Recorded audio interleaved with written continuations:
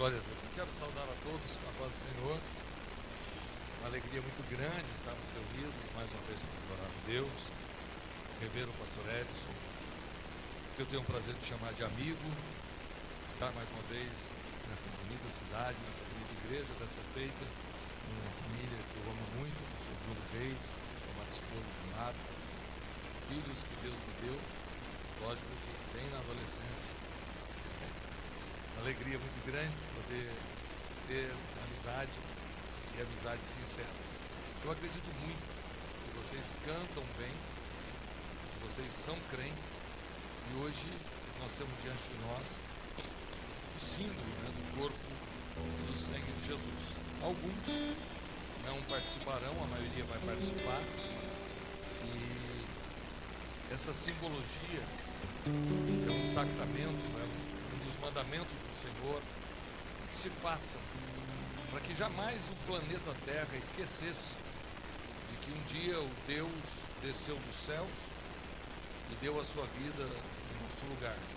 E toda vez que nós celebramos a ceia, nós temos que lembrar que Ele morreu em nosso lugar e anunciar a sua vinda até que Ele venha. Então a ceia tem essa condição de trazer de volta a lembrança da cruz, do sacrifício e também do arrebatamento, porque a morte de Jesus é que nos deu condições de ser salvos. Eu quero convidá-los a abrir as Bíblias comigo no Evangelho de João. Eu não vou cansar os irmãos, vou ser rápido, mas eu quero trazer uma palavra que possa edificá-los. Evangelho de João 45.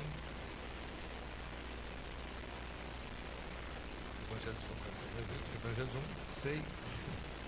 Nós vamos ler o versículo de número 48. Vocês não vão achar, olha, João 45 nunca.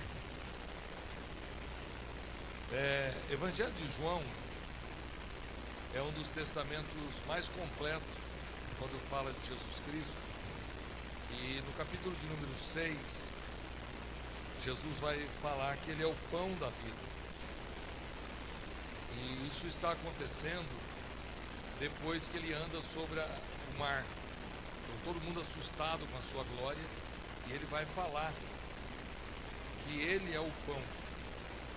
Capítulo de número 6, verso 48, nós vamos ler até o versículo de número 58, diz assim: Eu sou o pão da vida. Vossos pais comeram maná do deserto e morreram. Este é o pão que desce do céu, para que o que dele comer não morra. Eu sou o pão vivo que desceu do céu. Se alguém comer deste pão, viverá para sempre. E o pão que eu der é a minha carne, que eu darei pela vida do mundo. Disputavam, pois, os judeus entre si, dizendo: Como nos pode dar este a sua carne a comer? Jesus, pois, lhes disse: na verdade vos digo, que se não comerdes a carne do Filho do Homem, e não beberdes o seu sangue, não tereis vida em vós mesmos. Quem come a minha carne e bebe o meu sangue tem a vida eterna, e eu o ressuscitarei no último dia, porque a minha carne verdadeiramente é comida e o meu sangue verdadeiramente é bebida. Quem come a minha carne e bebe o meu sangue permanece em mim e eu nele. Assim como o Pai que vive me enviou, e eu vivo pelo Pai, assim quem de mim se alimenta, também viverá por mim. Este é o pão que desceu do céu. Não é o caso de vossos pais, que comeram o maná e morreram. Quem comer esse pão, viverá para sempre. Ele disse essas coisas na sinagoga, ensinando em Cafarnaum. Vamos ler o verso 60. Muitos, pois, dos seus discípulos, ouvindo isso, disseram: duro é esse discurso, quem o pode ouvir? Eu quero repetir e ler em voz alta com vocês o verso 56 na sua própria tradução. Você vai ler daí, eu vou ler daqui, eu vou contar até 3. Nós vamos ler em voz alta o versículo 56. 1, 2, 3. Quem come a minha carne e bebe o meu sangue e permanece em mim e eu nele. Sente, por favor. Essa pregação fez a igreja de Jesus diminuir. Logo em seguida, se você tiver com a Bíblia que tem aí o epígrafe, você vai ver: Jesus é abandonado por muitos de seus discípulos. Muita gente diz: o pastor Ellison ficou louco. Muita gente diz: o pastor está falando besteira e vai embora. E quem estava seguindo Jesus, vendo os milagres e dizendo: ele é o Messias, é ele que havia de vir, é ele, e aí de repente ele olha e diz: eu sou o pão da vida. Quem não comer da minha carne e não beber do meu sangue, não tem parte comigo. Você imagine se ouvindo um ser humano falando isso.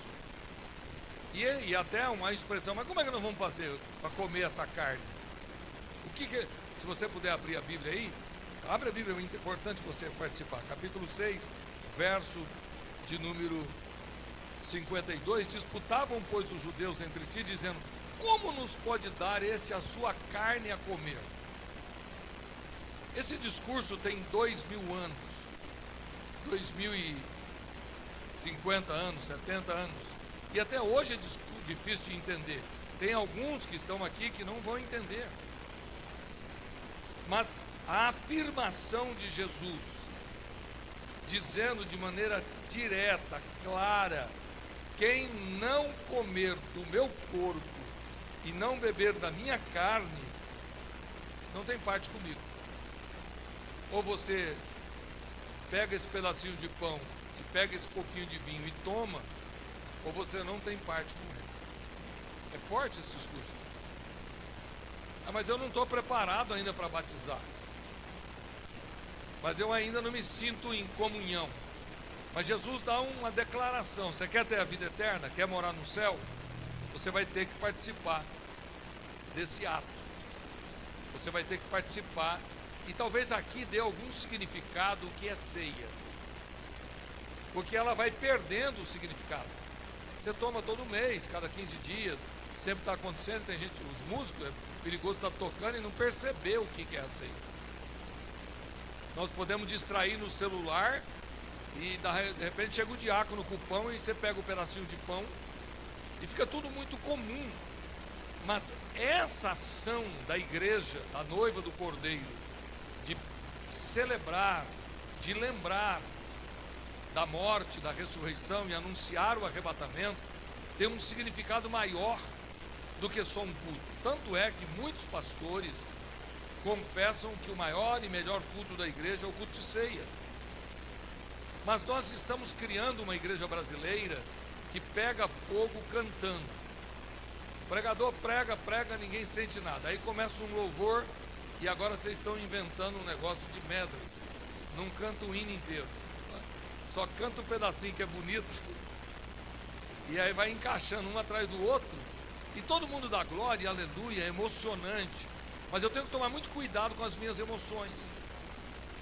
Porque também uma novela me emociona, uma série me emociona. Também eu fico emocionado lendo um livro. A emoção, ela é fácil de ser alcançada. Uma história triste te emociona. Você vê uma matéria lá do Rio Grande do Sul de uma criança de 6 anos boiando e a mãe chorando, você também se emociona. Mas o evangelho é mais do que emoção, é mais do que sentir. Você tem que entender, porque o mundo espiritual não é só arrepiar, não é só dizer manto. O mundo espiritual, ele é real, é verdadeiro. Há um mundo invisível. E esse mundo invisível, irmãos, é o que sustenta a nossa fé. E é tão estranho isso. Abra a Bíblia comigo Vamos ler Hebreus capítulo 11. E isso é bom abrir a Bíblia. Eu vou estar acompanhando vocês com a Bíblia. Hebreus capítulo 11, verso 1 diz assim: ora, a fé é o firme fundamento das coisas que se esperam e a prova daquilo que é invisível.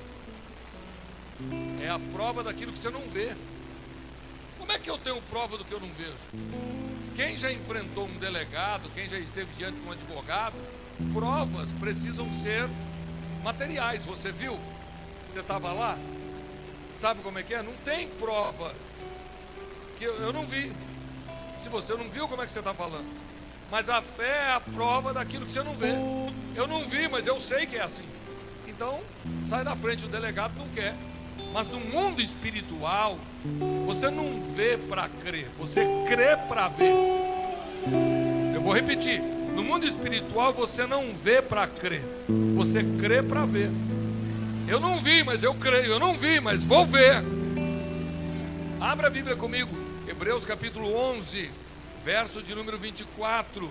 Diz o texto assim: pela fé, Moisés, sendo já grande, recusou ser chamado filho da filha de Faraó, escolhendo antes ser maltratado com o povo de Deus, do que por um pouco de tempo ter o gozo do pecado, tendo por maiores riquezas o vitupério de Cristo do que os tesouros do Egito, porque tinha em vista a recompensa. Pela fé deixou o Egito, não temendo a ira do rei, porque ficou firme. O que está escrito aí? Ficou firme, como vendo o invisível. Ele estava vendo alguma coisa que ninguém vê. O pão e o cálice. Ele tem um poder nesse mundo invisível que pode parar um país. O mundo invisível tem poder sobre a natureza. E talvez eu possa te explicar de uma forma científica que existe um mundo invisível que é possível vê-lo com algum equipamento. Vocês sabiam que se eu colocar um microscópio aqui, pode ter bactérias aqui? Mas a olho nu não dá para ver. Mas eu preciso de um microscópio. Eu olhando para o céu eu não vejo nada. Está invisível. Mas com um microscópio potente, eu posso ver planetas, estrelas, o movimento das galáxias. Esse mundo existe, eu não vejo, mas cientificamente eu posso ver com equipamento. Alguma coisa que tem no meu corpo, já viu o médico quando vai fazer exame de vista? Você põe o zoinho naquele lugar ali, porque ele vai ver o que você não vê. Mas está aqui, mas eu não estou vendo. É um mundo invisível científico. Porém, existe um mundo que não dá para ver de microscópio. Não tem equipamento, a ciência não vai ver. A ciência vai achar que é loucura, porque a fé é loucura. Tem gente que diz isso é maluquice. É maluquice, mas eu creio. Porque os loucos de Deus, crê que esta palavra é a verdade, que aqui está realmente o que é real. Mas eu não estou vendo. Pegar esse pedacinho de pão, pegar esse cálice, ele tem um significado no mundo invisível. Diga comigo, tem um significado no mundo invisível. Volte a Bíblia lá no Evangelho de João, capítulo de número 6. E nós agora talvez vamos entender melhor a leitura que fizemos. Evangelho de João, capítulo 6. Jesus vai afirmar de maneira clara, versículo de número 51: eu sou o pão vivo que desceu do céu. Se alguém comer deste pão, viverá para sempre. E o pão que eu der é a minha carne, que eu darei pela vida do mundo. Aí ele vai afirmar no versículo de número 53: Jesus, pois, disse-lhes: na verdade vos digo, que se não comerdes a carne do Filho do Homem, e não beberdes o seu sangue, não tereis vida em vós mesmos. Ele está trazendo uma luz para a ceia, esse ato, que em 1 Coríntios, capítulo de número 11, o apóstolo Paulo vai lembrar, que na noite que ele foi traído, tomou o pão, e tendo dado graça, o partiu e disse: tomai e comei, este é meu corpo, que é partido por vós. Queridos, hoje você vai tomar a ceia, mas quando você põe esse pedacinho de pão na boca, não é para você ficar passando ele para lá e para cá. Cada vez que você morder, você vai lembrar do livro de Isaías, que o seu corpo foi moído pelas nossas transgressões. Eu quero que você sinta nesse pedacinho de pão na sua boca um mundo invisível que é real. Eu estou comendo o pão vivo. Isso é, diz alguém que esteve na casa, isso é louco, mano. Isso é loucura. Por quê? Porque não tem lógica natural. Nós estamos falando sobre fé. E a fé, você pode ter ela e não fazer uso dela. A fé sem as obras é morta. Está escrito lá em Tiago, capítulo de número 2. A fé sem atitude é inútil. Mostra-me a tua fé sem fazer nada, e eu vou fazer alguma coisa e você vai ver a minha fé. A minha fé não basta dizer eu creio, mas eu preciso entender que há coisas no mundo invisível. Eu vou fazer uma pergunta e você não levante a mão. Você já viu o mundo invisível? Moisés ficou firme como vendo o mundo invisível. Eu vou fazer um ato, você fica me olhando. Eu fecho os olhos para orar. Mas eu conheço pastor que ora de olho aberto. Por que eu fecho os olhos? Para não me distrair com o mundo visível. Porque alguém anda, alguém mexe. Mas quando eu fecho os olhos, eu olho para dentro. Eu começo a pensar naquilo que sou eu. Se você for fazer uma terapia, algumas religiões asiáticas, elas costumam muito trabalhar, fecha os olhos e põe uma musiquinha para tentar te conectar consigo mesmo. Eu não sou só carne, eu não sou só esse corpo, eu sou corpo, alma e espírito.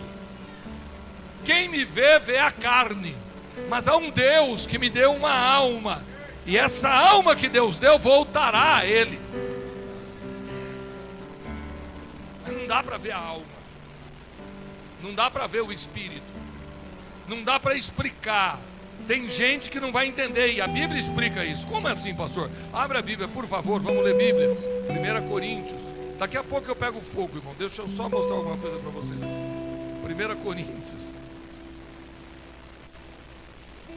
capítulo de número 2, versículo de número 14. Versículo de número 1 Coríntios 2 e 14. Ora, o homem natural não compreende as coisas do Espírito de Deus, porque lhe parece loucura e não pode entendê-las, porque elas se discernem espiritualmente. O homem na carne não entende Deus, nem as coisas de Deus. Mas quando eu falo homem, eu falo adolescente, eu falo criança. O ser humano, naturalmente, ele não entende as coisas de Deus. E é por isso que às vezes vocês estão aqui de forma natural e tem alguém ali dançando, você fala, o que ele está fazendo aqui? Você não entende isso. Porque só entende as coisas espirituais se você mergulhar neste rio. Mas não dá para ficar só na canela. Você tem que aprofundar nas águas, até você perder o pé do chão e poder nadar. É por isso que na visão diz, entra um pouquinho mais para dentro, que você vai conhecer os mistérios. Os mistérios do mundo invisível. E quem sabe hoje, quando você pegar o pão e olhar para ele, esse pão é o símbolo. Ele não vai ser transformado, mas é o símbolo do corpo do meu Jesus. E quando eu colocar na minha boca, antes de mastigar, eu vou lembrar, o corpo dele foi moído por mim, e sobre ele os meus pecados foi levado, mas sobre ele as enfermidades também foi levado. É a morte na cruz que me dá o direito de ser quem sou. Eu só estou aqui porque ele morreu, mas ele morreu para me libertar. Ele pagou o preço no meu lugar. Você talvez não entenda, mas eu tive um problema simples. Eu parei no pedágio e o dinheiro que eu tinha não tinha troco. Eu não sei o que aconteceu, que eu comecei a ter problema E aí nós tentamos resolver de um jeito, de outro. Não passava cartão. E eu não tinha dinheiro. 2 e qualquer coisa, aquele pedágio do Rodoanel para ir para o Tabuão. 2 e alguma coisa. E eu fiquei preso por 2 e pouquinho, não ia para frente nem para trás. E aí eu disse para a moça, no porta-malha eu vou pegar. Quando eu vou tentar abrir a porta, não. O rapaz ali de trás já pagou, o rapaz da frente pagou. Eu falei, como é que é? Não, já está pago. Eu falei, não entendi. Não, o moço que passou aqui falou que o seu está pago. Como assim? Ele pagou, o senhor pode ir. E aí eu não perguntei para ela de novo, como assim? Falou, o outro carro pagou do senhor. O senhor pode ir, abriu a cancela e eu fui. Eu não paguei, mas alguém pagou. 2,20, mas eu não consegui atravessar. Agora o que Jesus está ensinando, vocês para morar no céu tem que pagar um preço. Mas o preço é de sangue. Mas tem que ser sangue inocente. Tem que ser de alguém que não tem pecado. E Deus olha para a terra e não tem ninguém, não há um justo sequer. Mas o Filho de Deus, ele disse, eu vou descer. E eu vou viver entre os homens e não vou pecar. E eu vou entregar o meu corpo como um cordeiro mudo para morrer no lugar dele. Sabe quem abriu a cancela para você passar? Jesus. Eu não sei. Em dinheiro não dá para avaliar. Nem em dólar, nem em euro, nem em ouro, nem em prata. Mas a vida de um inocente foi entregue no meu lugar. Vamos lá, eu estou tentando ensinar. Nós temos um mundo invisível, que eu só acesso ele através da fé. E Jesus está dizendo, eu vou morrer, mas o meu corpo vai ser entregue para que você possa ter vida. E se você não comer do meu corpo e não beber do meu sangue, você não tem parte comigo. Abra a Bíblia lá que agora vai ficar mais pesado. Evangelho de João, capítulo 6, versículo de número 56. Quem come a minha carne e bebe o meu sangue, permanece em mim. Assim como o Pai que vive me enviou e eu vivo pelo Pai, assim quem de mim se alimenta, também viverá por mim. Se eu comer então, pastor Elison, eu estou em Jesus. Jesus está em mim. Então, o que eu estou percebendo aqui é que quem não come não tem parte com ele. Sim ou não? Vamos de novo. Segura a guitarra aí. Quem não come do corpo de Jesus e não bebe do sangue, o que acontece, Marta Reis? Não tem parte com ele. Jesus está dizendo, você não vai comer o meu corpo? Não vai comer a minha carne? Está escrito, olha aí na sua Bíblia, por favor, versículo de número 51. Eu sou o pão vivo que desceu do céu, se alguém comer desse pão viverá para sempre. O pão que eu der é a minha carne e eu darei pela vida do mundo. Verso 53. Na verdade vos digo que se não comerdes a carne do Filho do Homem e não beberdes o seu sangue, vocês não terão vida em vós mesmos. Pastor, mas eu vou me batizar mais na frente. Eu não quero batizar agora. Mas a vida eterna é garantida por isso. Você vai ter vida eterna quando você participar do corpo e do sangue. Queridos, de verdade, eu não quero que levante a mão, mas eu quero perguntar e você vai responder para você. Você tem parte com Jesus? Você faz parte do corpo de Cristo, o corpo igreja? Você sente que é salvo? Você vai morar no céu? Se você morrer, olha, eu estou fazendo uma pergunta muito séria. Se você morrer, você tem direito à eternidade? Não, e não é por sentar no púlpito que eu sou salvo. Não é porque eu falo em língua que eu sou salvo. Tem grandes homens que pecaram e perderam a salvação. Eu tenho direito à salvação se eu manter-me limpo, puro e continuar em Cristo. Mas eu vou perguntar de novo. Você tem parte em Jesus? Ou você é daqueles que não tem parte com Ele? Pastor, eu tenho. Eu sou fraquinho, eu não sou o melhor crente, mas eu vou colocar a mão e vou pegar o pão. Eu vou tomar o sangue. Cure a sua cabeça e feche os seus olhos. Diga comigo, Senhor Deus, eu quero morar no céu. Eu quero sentir a Tua presença. Eu quero participar, Senhor, do Seu corpo e do Seu sangue. Em nome de Jesus. Aleluia. Quem come a minha carne e bebe o meu sangue, permanece em mim. Aleluia. Aleluia. Se você tiver fé, fale pelo menos para alguém que está perto de você, que você tem parte. Fale, eu tenho parte. Só isso, eu tenho parte. Tem muita gente que não tem, mas eu tenho. Tem muita gente que não quis, mas eu quero. A Bíblia diz que nos últimos dias o amor de muitos esfriaria, mas o meu não vai. Eu não vou permitir, o de muitos vai esfriar, mas eu vou continuar santo. Eu vou continuar com a vida pura, eu vou continuar buscando a face do Senhor. Porque a Bíblia não diz todos, diz muitos. E eu não vou fazer parte dos muitos. Eu já estou aqui há 4 décadas, firme. Todo mês tomando ceia. 40 anos eu não fiquei sem tomar ceia nenhuma vez. Por quê? Sou bom? Não. Porque eu reconheço que sou fraco. E por ser fraco eu dependo dele. E quando eu penso que sou fraco, então eu sou forte. Quem faz isso é Paulo.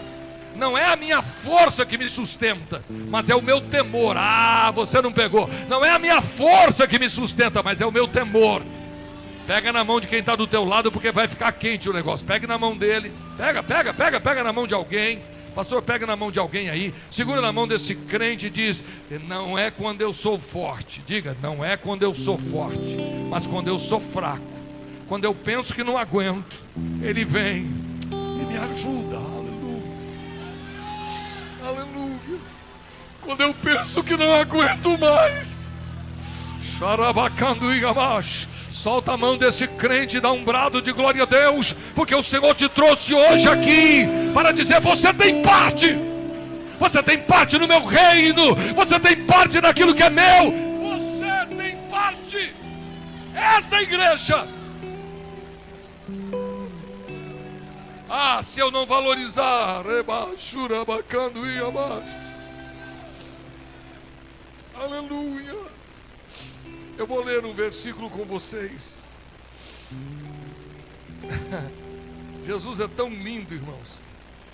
É tão bom estar na sua casa, que eu às vezes fico pensando como, por quê, de que maneira. Abra sua Bíblia, por favor. Eu quero ler com vocês 1 Samuel, e esse texto me chamou muita atenção.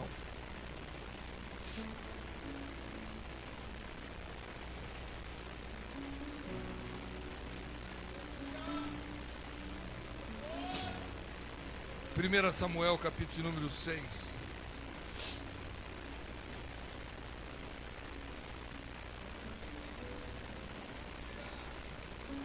Versículo de número 1. 1 Samuel, capítulo de número 6, versículo de número 1. Havendo, pois, a arca do Senhor, estado a arca do Senhor na terra dos filisteus 7 meses, os filisteus chamaram os sacerdotes e os adivinhadores, dizendo: que faremos nós da arca do Senhor? Fazei-nos saber como a tornaremos a enviar a seu lugar.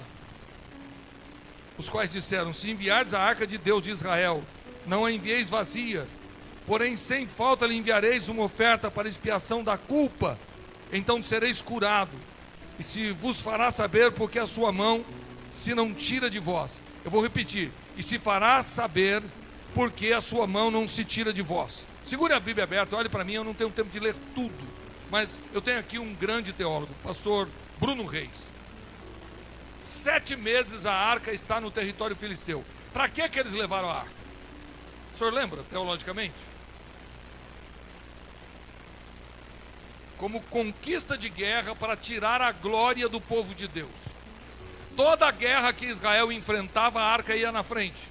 E alguém diz: a vitória de Israel está na arca. A arca do concerto, a arca da aliança. É um objeto não muito grande, deve ter menor do que esse púlpito, 70 centímetros de altura, 70 centímetros de largura. Ela é revestida de ouro por fora, revestido de ouro por dentro. E dentro dela tem alguns utensílios. Tem as tábuas da lei, a vara de Arão que floresceu e o maná que eles comiam no céu. Esses 3 símbolos são símbolos da glória de Deus. E a tampa da arca tinha um anjo. Vocês devem ter visto em alguma igreja por aí. Um anjo.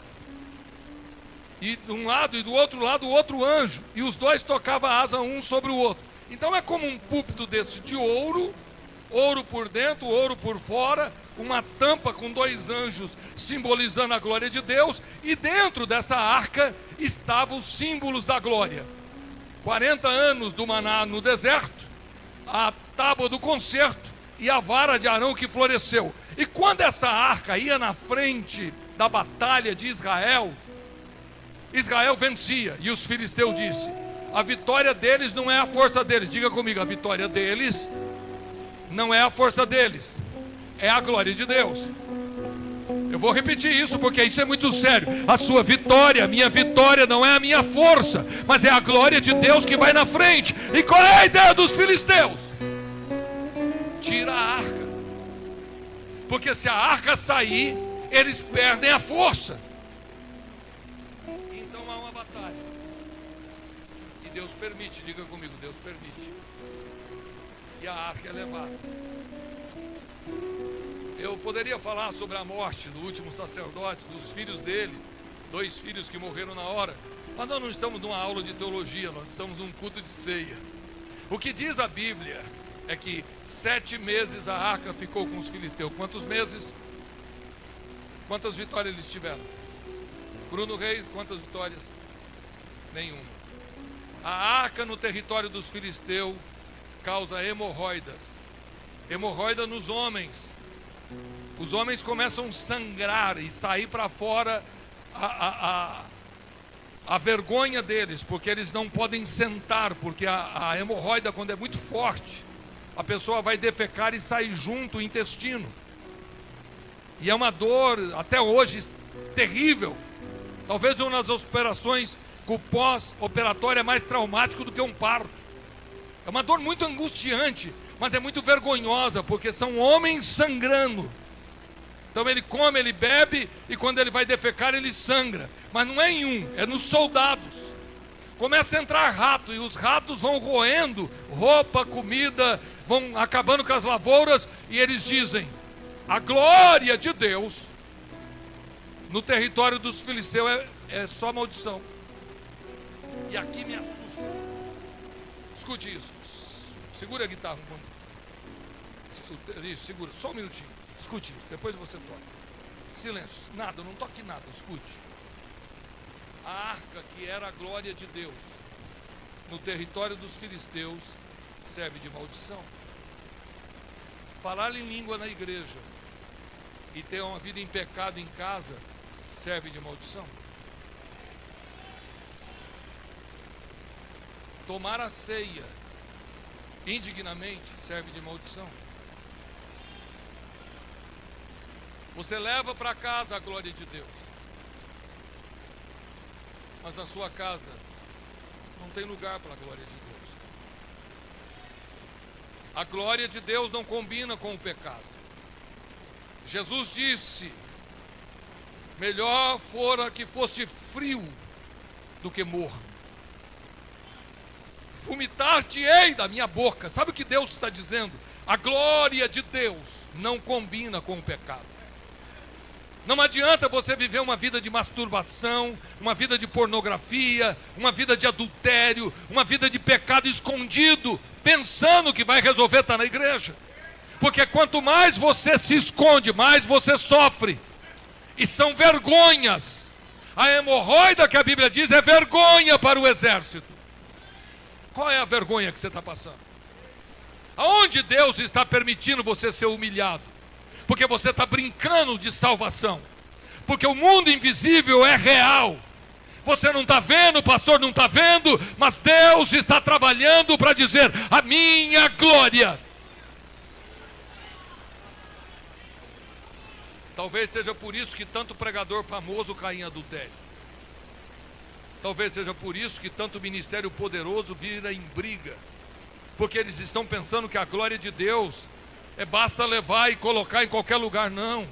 Ou você é santo e santifique-se mais ainda, ou você é sujo e suje-se mais ainda.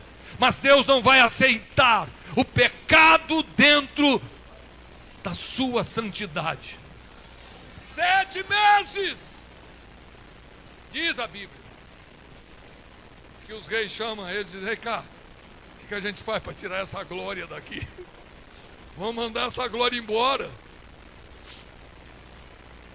Meus irmãos, talvez para vocês seja difícil entender o que eu vou dizer, mas a Bíblia diz claramente que aquilo que era bênção para Israel é maldição para os filisteus. Olha para os meus olhos. Como é que está a sua vida cristã? Pensa. Você está tentando ser crente e está tudo atrapalhado. Por que está tendo suicídio na igreja? Por que tem gente sofrendo tanto, mesmo participando do corpo e do sangue do Cordeiro? Por que muitos obreiros não têm paz? Não têm tranquilidade, não têm prosperidade? Cadê a glória? Por que tanta porta fechada? É prova? Deus está te provando do quê? Sabe qual é o grande temor? É que alguns de nós estamos pensando que a arca do concerto, que é o símbolo da glória de Deus, pode ser levado para qualquer lugar e a partir daí a vitória estará conosco. Tem uma senhora que está na cadeia. Mas eu quero ler mais alguma coisa com vocês, por favor. Abra a Bíblia, 1 Samuel.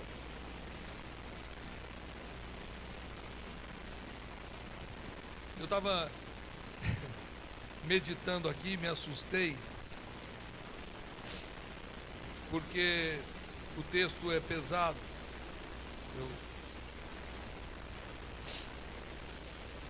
1 Samuel,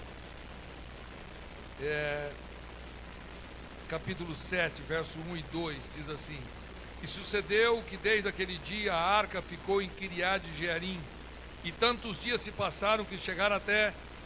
O que está escrito aí? Oi? Abra a Bíblia de novo. 1 Samuel 7, verso 2.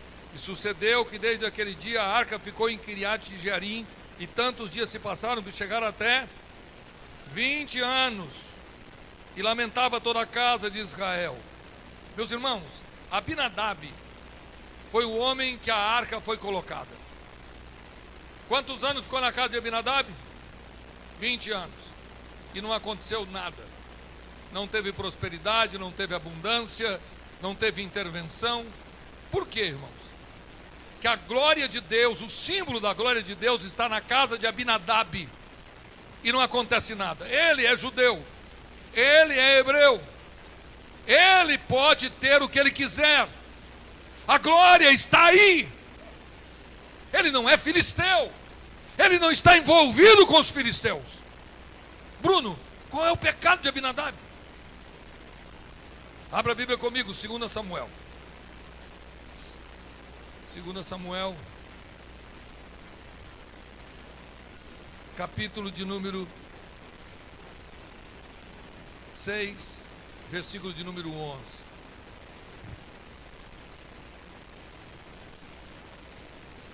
Vamos ler o 10.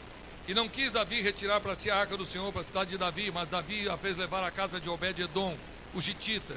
E ficou a arca do Senhor em casa de Obed-edom, o gitita, 3 meses.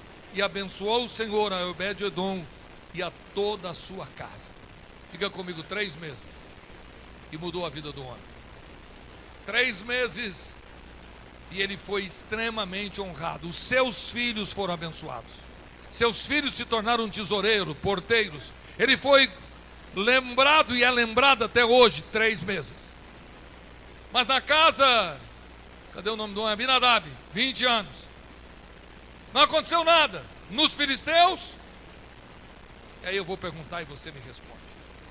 O que está acontecendo depois que a arca do concerto, ou a arca de Deus foi para a sua casa? O que está acontecendo?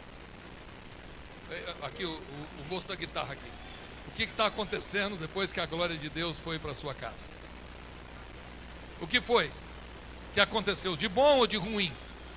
A glória de Deus está mudando para melhor as coisas ou está piorando? Se está piorando, tem algo que precisa mudar dentro de você. Se tem algo que está piorando, mas a glória de Deus permanece, alguma coisa tem que haver conserto. Tem que haver transformação, arrependimento. Não é tocar no pão, não é tocar no cálice, é ter vida santa. Porque o que vai te levar à glória é santidade. a santidade.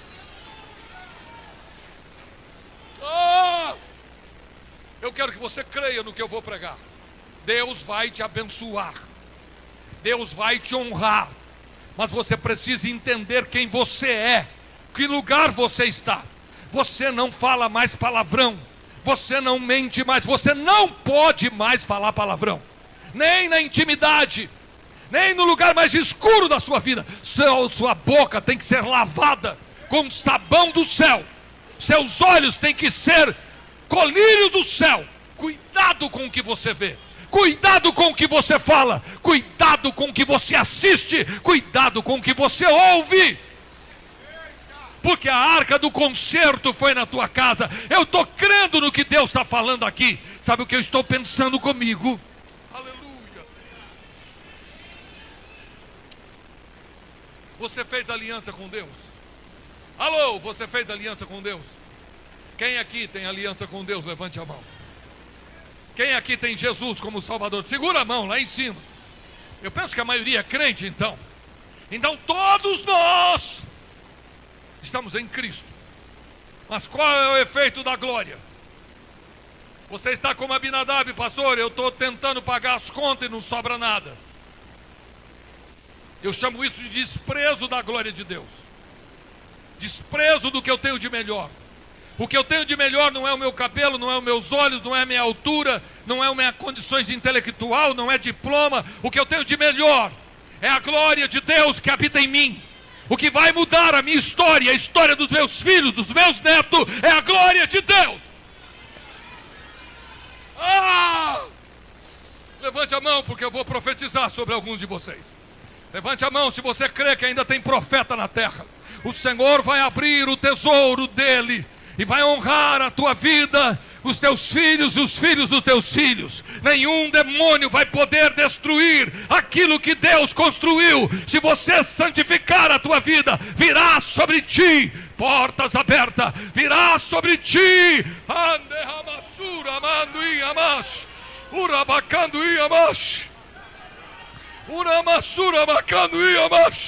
Quem está recebendo aqui, abra a boca para glorificar, porque o Senhor disse: quem comer do meu corpo e da minha carne tem parte comigo, está em mim e eu estou nele. Você é templo e morada do Espírito Santo. Abra sua Bíblia comigo, abra a Bíblia. Pode voltar o piano, desculpa. Vamos com a guitarra também. É que para bater é melhor bater sem musiquinha de fundo, né? Vamos lá. Abra a Bíblia comigo, por favor. Eu quero ler com vocês a palavra de Deus. Atos dos Apóstolos, capítulo de número 18. Atos dos Apóstolos, capítulo de número 18. Eu sei que o meu professor que está aqui vai se assustar com essa mistura que eu estou fazendo, mas eu vou juntar tudo para provar que eu estou usando a exegese de maneira correta. Capítulo 18 de Atos dos Apóstolos, verso de número 9, diz assim: disse o Senhor em visão a Paulo: não temas, mas fale e não te cales, porque eu sou contigo e ninguém lançará a mão de ti. Diga comigo: ninguém lançará a mão de ti para te fazer mal, pois eu tenho muito povo nessa cidade. Quem está falando é Jesus. Se você tiver com a Bíblia, quando Jesus fala em vermelho, é Jesus que aparece a Paulo e diz: Paulo, fica tranquilo. Mas Nero, mas César, não importa quem é o imperador, não importa quem está mandando, não importa quem tem a espada, não importa quem tem a autoridade, Ele é Senhor dos céus e da terra. E Ele diz: ninguém vai pôr a mão. Quem pode mandar um glória a Deus bem gostoso para o céu? Abra a boca e diga glória.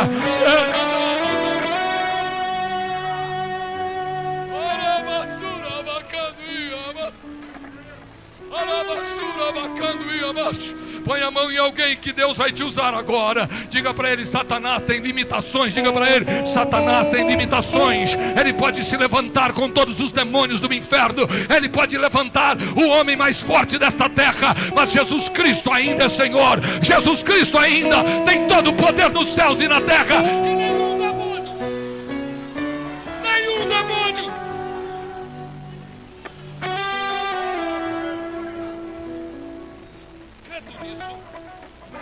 Você crê que está em Cristo? Alô, você crê que está em Cristo?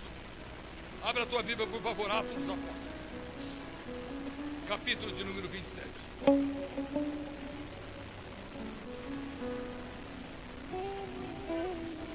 Diga comigo, o navio vai afundar. Não, abra a boca e repita, o navio vai afundar. A tempestade, meus irmãos, é muito forte.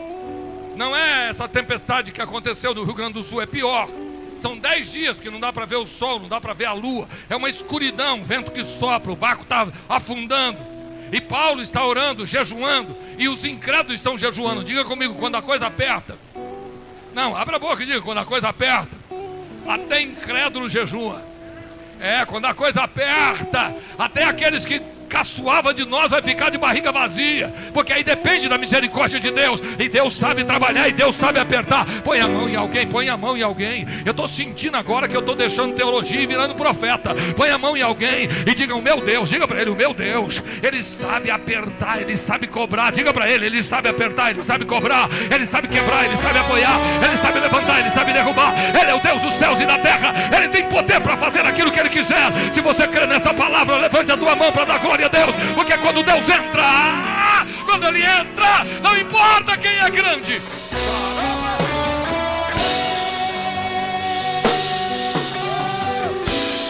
O Senhor está apertando. Eles dizem, vão morrer. O centurião diz, vai todo mundo morrer. Mas no capítulo 27 de Atos dos Apóstolos, versículo de número 20: e não aparecendo já muitos dias, nem sol nem estrelas, e caindo sobre nós uma não pequena tempestade, fugiu-nos toda a esperança de nos salvarmos. Não dá mais, diga comigo, já não dava mais.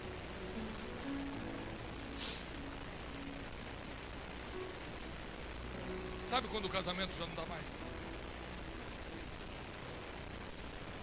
Sabe quando a esperança acaba?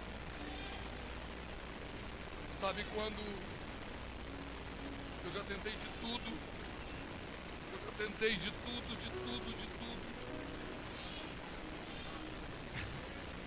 Jesus aparece naquela madrugada. E no versículo de número 22: mas agora admoesto-os que tenhais bom ânimo, porque não se perderá a vida de nenhum de vós, mas somente o navio. Porque essa mesma noite o anjo de Deus, de quem eu sou e a quem sirvo, esteve comigo, dizendo, Paulo, não temas. Importa que seja apresentado a César. E eis que Deus te deu todos quantos navegam contigo. Curva a tua cabeça e fecha os seus olhos. Diga comigo, todos que estão comigo. Diga de novo, todos que estão comigo. Nenhum deles vai morrer. Todos que estão comigo vão receber a bênção do meu Deus, porque Deus é comigo.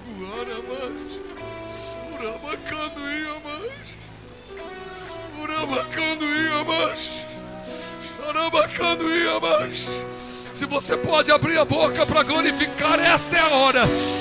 Oh, esta é a hora que Deus renova a tua fé. Porque quando você tocar no pão e tocar no cálice, você vai glorificar a Deus e dizer, eu tenho parte com Ele. Ele é meu. Eu tenho parte com Ele.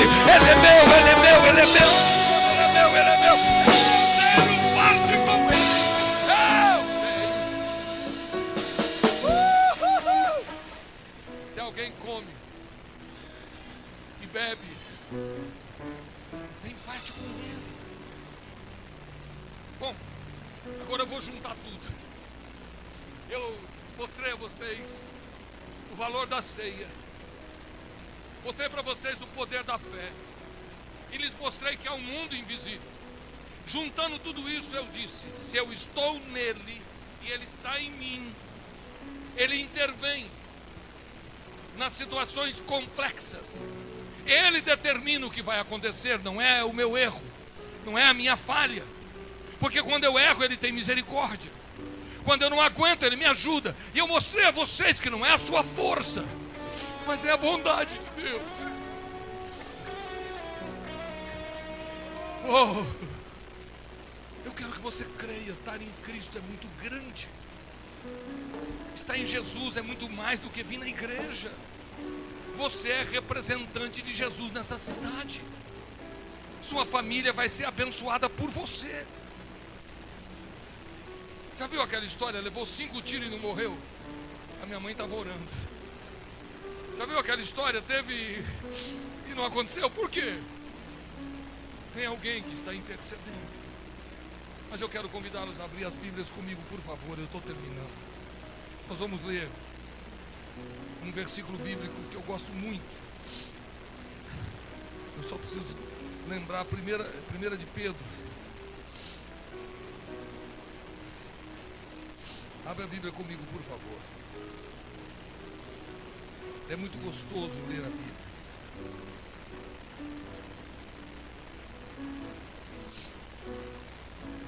Eu estava vendo essa passagem bíblica e pensando comigo, Jesus,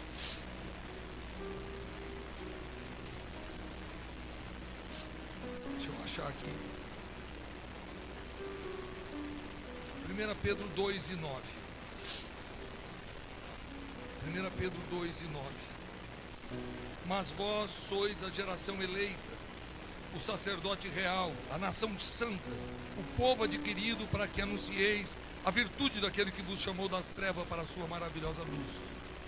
Eu vou ler na NVI. Mas vós, porém, são geração eleita,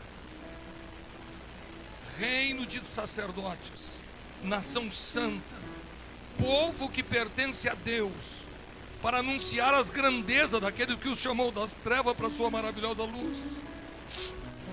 Vocês são um povo escolhido, sacerdotes de Deus, para anunciar as grandezas daquele que chamou das trevas para a luz. Quem você é?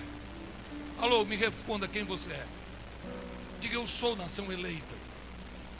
Repita, todos os crentes que estão aqui, o mais fraquinho: eu sou membro dessa nação eleita. Eu sou parte do corpo de Cristo Jesus. Eu sou templo do Espírito Santo. Eu sou sal desta terra, luz deste mundo. Eu sou filho de Deus. Oh, eu sou profeta. Eu sou pregador. Eu sou adorador. Eu estou em Cristo. Cristo está em mim. Fique em pé dando glória a Deus, porque Satanás vai respeitar aquilo que está em você. Satanás vai respeitar aquilo que Deus lhe deu. Tomar a ceia é ter a certeza de que você está em Cristo. Você não é nada mais, nada menos do que o melhor desta terra. Não importa quantos cômodos tem a sua casa. Não importa se você veio de ônibus, de a pé ou de carro. Só importa uma coisa: você vai ser abençoado. Deus vai dar a você a possibilidade de ganhar dinheiro. Como é que é, pastor? Deus vai te dar a possibilidade de ganhar dinheiro. Deus vai abrir a porta para os seus filhos. Seus netos serão grandes e doutores. Deus vai abrir portas para muitos de vocês, e eles vão olhar para trás. Quando você vai para alguns lugares do Brasil, eles dizem: meu pai chegou da Europa e não tinha nada. Meu pai chegou do Japão e não tinha nada. E olha o que nós temos. Alguns costumam dizer: quando eu cheguei em Rondônia, eu não tinha um cavalo, mas olha o que eu tenho. Sabe o que acontece? Tem gente que gosta de valorizar os pais, os avós. Meu pai começou com uma venda aqui e virou esse supermercado. Agora vem a notícia boa: você vai ser bênção na vida da sua família, porque você vai receber de Deus o que muita gente não recebeu. Você vai pegar agora. Os primeiros doutores da sua história vai começar a aparecer.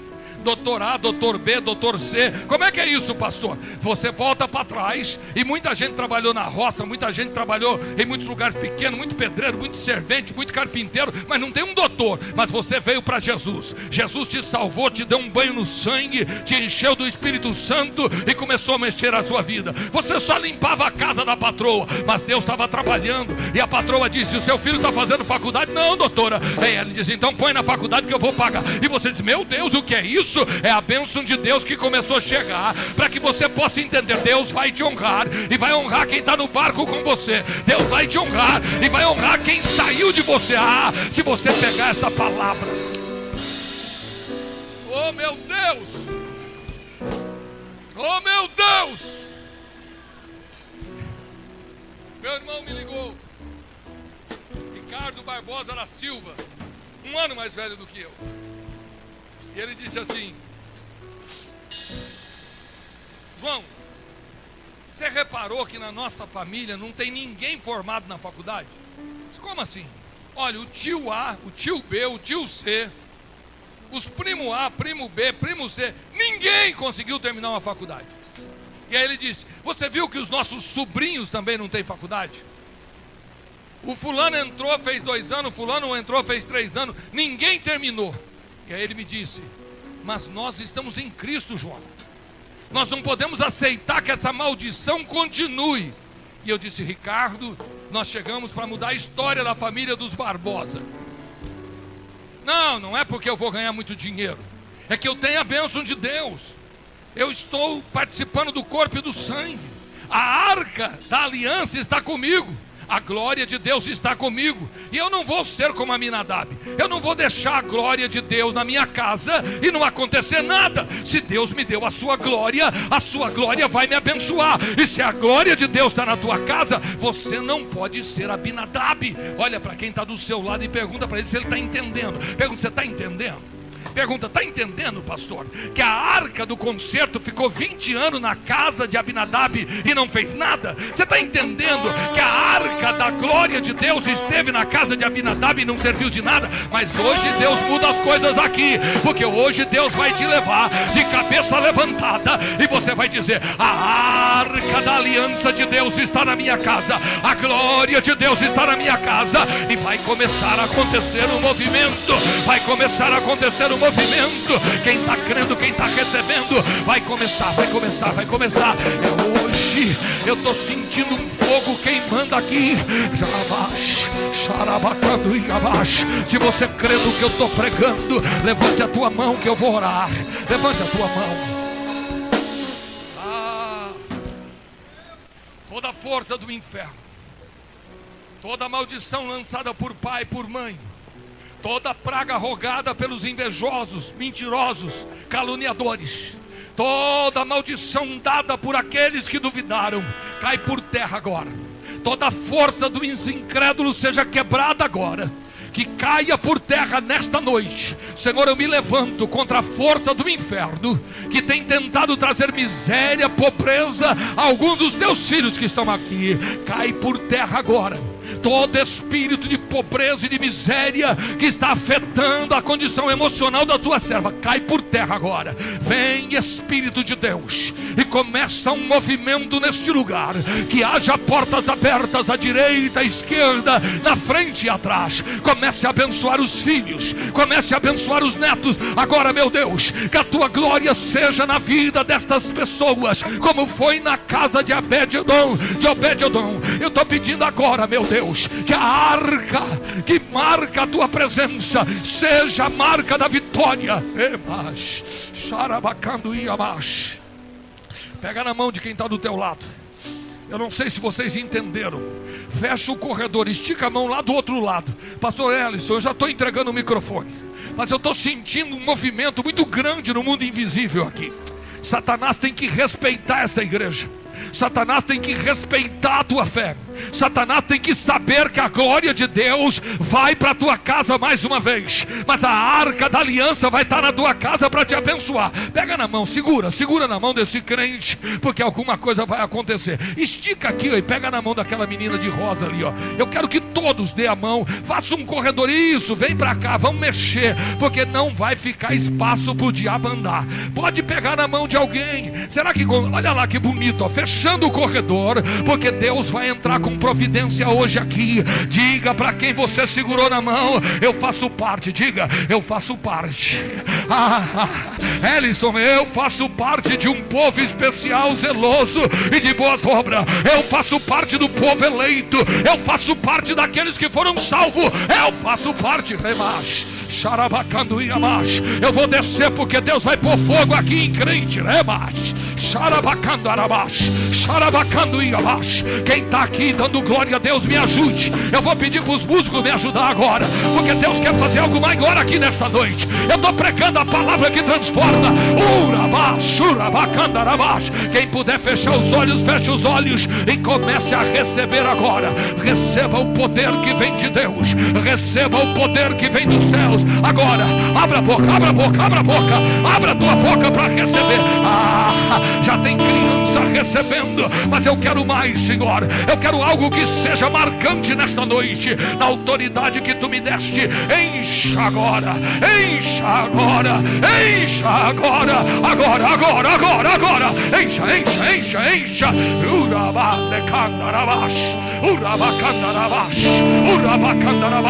Levanta a tua voz, levanta a tua voz. Eu quero ouvir você adorando.